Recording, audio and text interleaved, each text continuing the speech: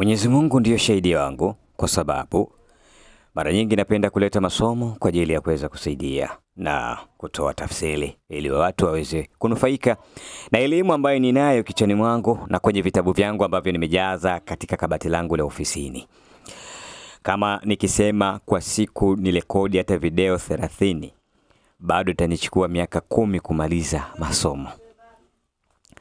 Ndugu zangu, hapa ninatoa ufafanuzi kwa wale watu wenye matatizo ya nguvu za kiume, na ndio maana katika ubao wetu unasoma nguvu za kiume. Hii inaweza ikakusaidia sana wewe mwanamume.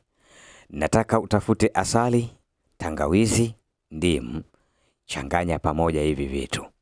Kwa hiyo unaweza ukachukua ndimu yako ukakamua maji, ukachukua tangawizi yako mbichi, ukatwanga vizuri, ukachanganya na ndimu. Hapo unaweza kuweka na msigi ya kuongezea tu, ukaweka na msigi na mwenda.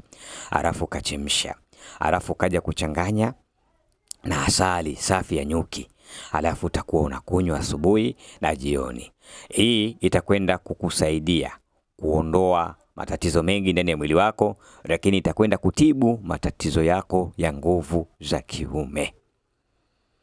Sawa? Hiyo ni ndimu.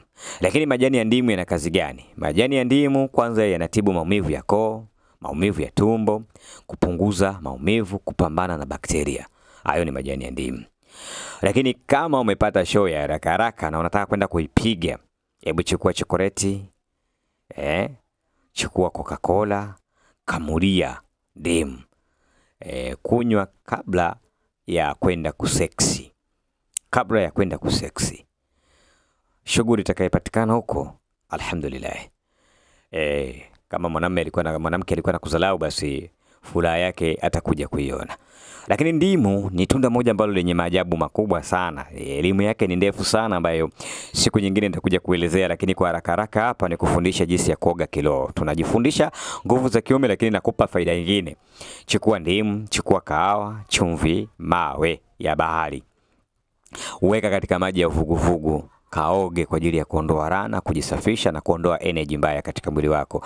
Hili ni jambo la kiroho sana, lakini tunapokea energy mbaya kutoka sehemu mbalimbali katika mikusanyiko ya watu. Kwa hiyo hii itakusaidia. Lakini pia unaweza ukahadi karafuu humo, itakusaidia sana na kukuweka sawa. Mimi hapa ni Dr. Kapilima, the King of Tree Tanzania, mfalme wa miti Tanzania.